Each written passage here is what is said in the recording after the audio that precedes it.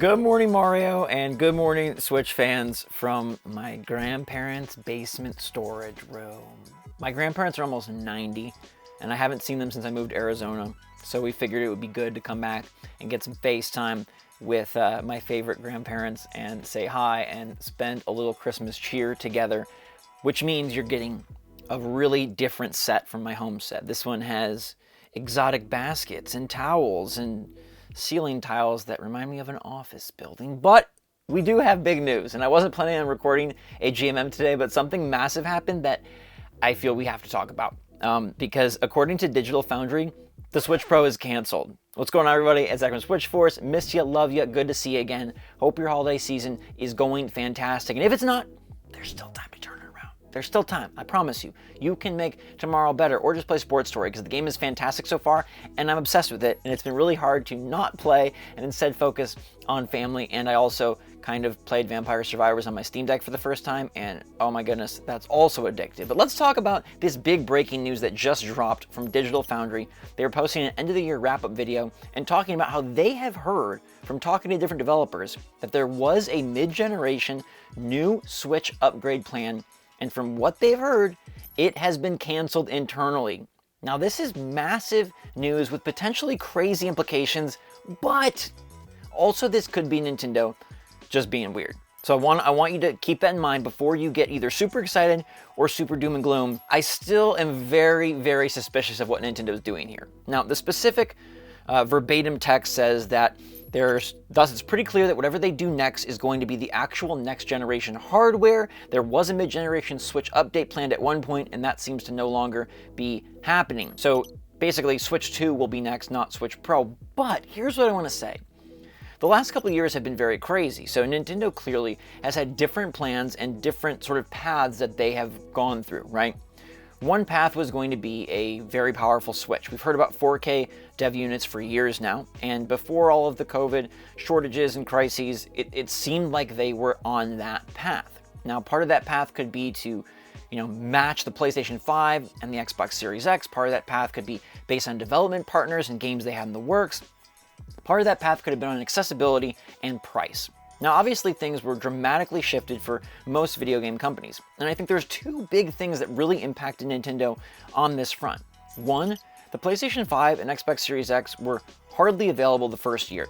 It was very hard to get one of those, and therefore adoption rates were not that high. And that allowed Nintendo Switch to absolutely dominate in 2020 and 2021.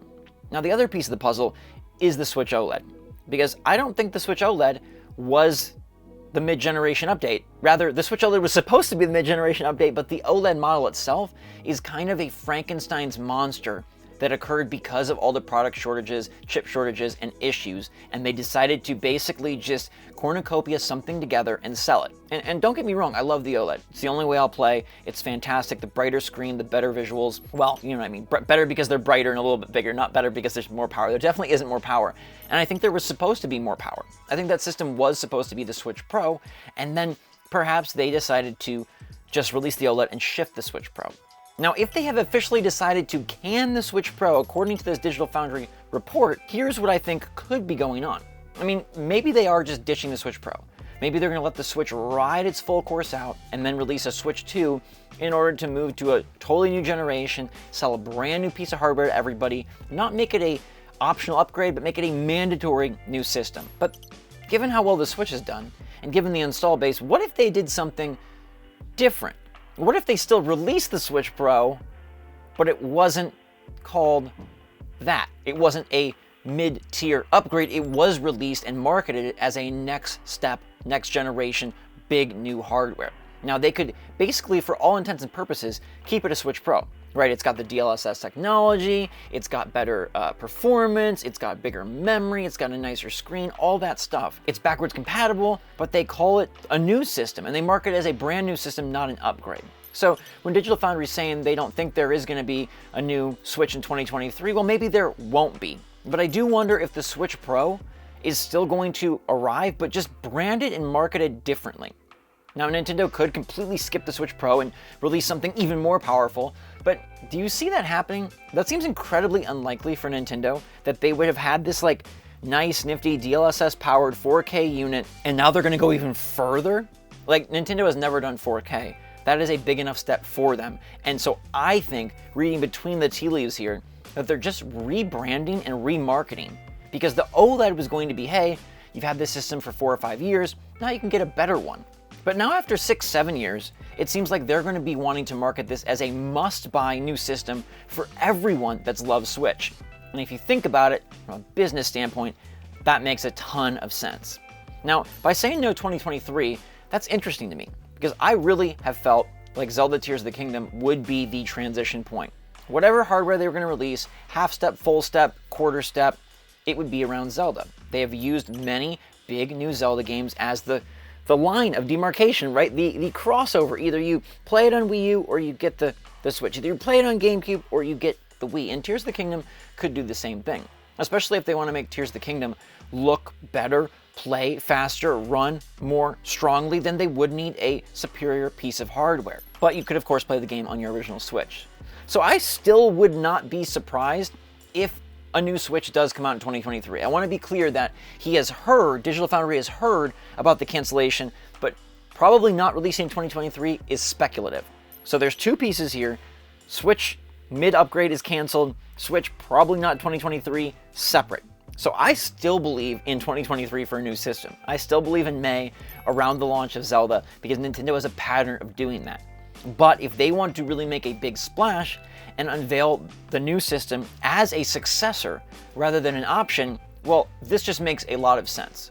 I think they could ride out Switch for a couple more years, and perhaps we'll see that Tears of the Kingdom Breath of the Wild 2 does just come out on the OG Switch. It's able to run. Maybe there's some wishes for it to be a bit stronger, but Pokemon Scarlet, despite the catastrophe that game was, I still think it's phenomenal. And I trust that Aonuma's team would not make Tears of the Kingdom a disaster. It might just be a little long in the tooth. It could use more power.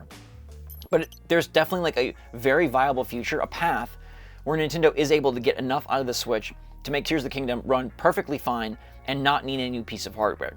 Instead, they could wait until spring of 2024 to drop the new system. And I absolutely know that Nintendo is closely monitoring the sales of their games and the sales of hardware.